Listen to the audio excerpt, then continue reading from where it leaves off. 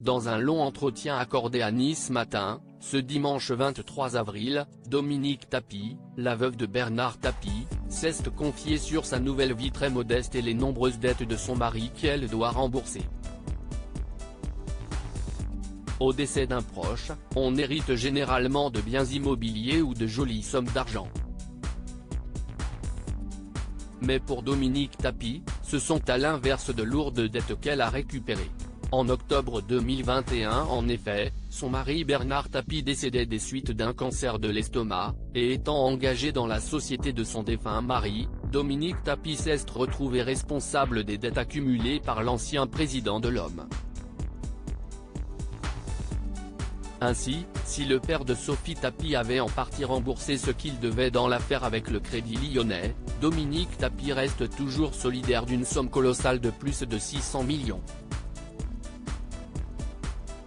Il y a quelques semaines, elle se confiait d'ailleurs à ce propos dans Paris Match, à ce jour, 642 172 109 €. Comment pouvons-nous imaginer une chose pareille ? S'est-elle révoltée? Un coup dur pour la veuve de l'homme d'affaires, qui assure aujourd'hui vivre modestement avec une petite retraite, 300 € à titre personnel et 1 200 € correspondant à la moitié de la pension de réversion de son mari. Pas de quoi rembourser les millions qu'elle doit donc.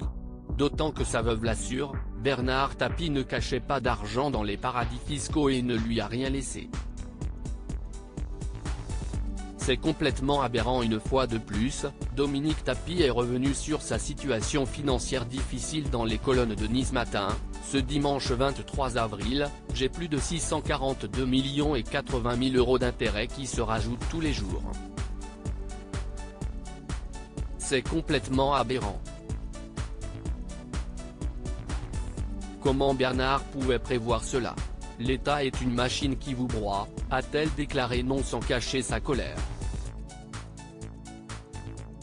Pour tenter de rembourser le maximum, la veuve de Bernard Tapie assure que tous ses biens vont être vendus, tout est vendu ou va l'être, même l'appartement familial dont j'ai hérité, mais reconnaît que cela ne suffira pas, dans tous les cas, je ne pourrai jamais rembourser.